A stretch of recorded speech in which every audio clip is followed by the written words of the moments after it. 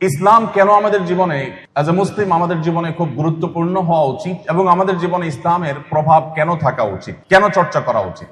কারণ যে পরিমাণ শিক্ষিত মানুষ বেড়েছে সে পরিমাণ ভালো মানুষ বাড়েনি, যার কারণে দেশের সম্পদ আমরা নিজ হাতে দেশের বাইরে পাচার করি।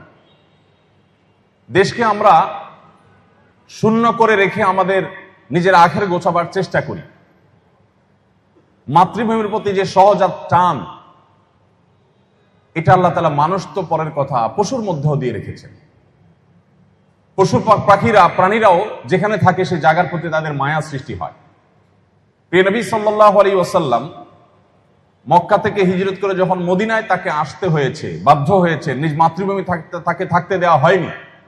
তিনি কিন্তু মদিনায় এসে যখন আল্লাহর নির্দেশ মোতাবেক বাইতুল মাকদিসের দিকে ফিরে সালাত আদায় করছিলেন, নামাজ পড়ছিলেন, অথচ ইতিপূর্বে তিনি মক্কার দিকে ফিরে সালাত আদায় করছিলেন। তার নিজ মাতৃভূমির দিকে ফিরে সালাত আদায় করতে তার কাছে ভালো লাগতো।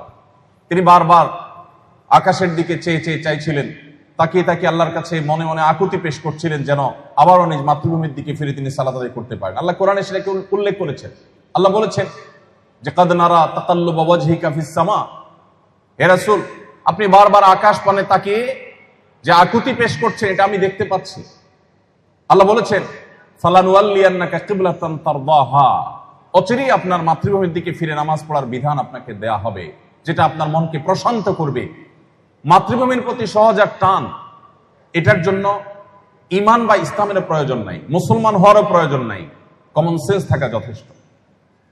আমাদের এই দেশ, এখানে বহু সম্ভাবনা থাকলেও আমরা দেখছি দীর্ঘদিন পর্যন্ত আমাদের দেশের মাটি, আমাদের দেশের পরিবেশ, এদেশের মানুষকে খাবলে খাচ্ছে কিছু মানুষ। এই যে মনুষ্যত্বের অভাব, এটাই আমাদের পিছিয়ে থাকার প্রধান কারণ। বাংলাদেশের মানুষের প্রকৃতিগতভাবে কিছু ভালো দিক আছে, কিছু মন্দ দিক আছে অন্য সব দেশটির মতো। আমি 10-10টি বছর প্রবাসে কাটিয়েছি। আমি দেখি যে আমাদের দেশি মানুষদের মধ্যে, মিডল ইস্টে, মালয়েশিয়াতে বা অন্য যে কোনো দেশে আমাদের প্রবাসী ভাইরা থাকেন, তাদের মধ্যে পরিশ্রম করে তাদের অর্থনৈতিক সমৃদ্ধি আনার জন্য যে প্রচেষ্টা, সে প্রচেষ্টাটা অন্য অনেক দেশি মানুষের চাইতে অনেক বেশি আমার কাছে মনে হয়েছে। কিন্তু ওই যে এই দেশে শিক্ষিত মানুষ বেড়েছে কিন্তু ভালো মানুষ বাড়েনি। আমাদের মোরালিটি কমেছে, আমাদের মধ্যে সততা, নীতিনৈতিকতা, আদর্শিকতা, এই জিনিসগুলো আমরা যত পেছনে যাব তত ভালো ছিল আমাদের। অর্থাৎ বৈষয়িক উন্নতির যে প্যারামিটারগুলো, এগুলোতে আমরা একটু একটু করে আগে বাড়লেও আমাদের নৈতিক উন্নয়নের জায়গাটাতে আমরা পিছিয়েছি, আর যার কুফল আমরা নিজের চোখের সামনে দেখতে পাচ্ছি।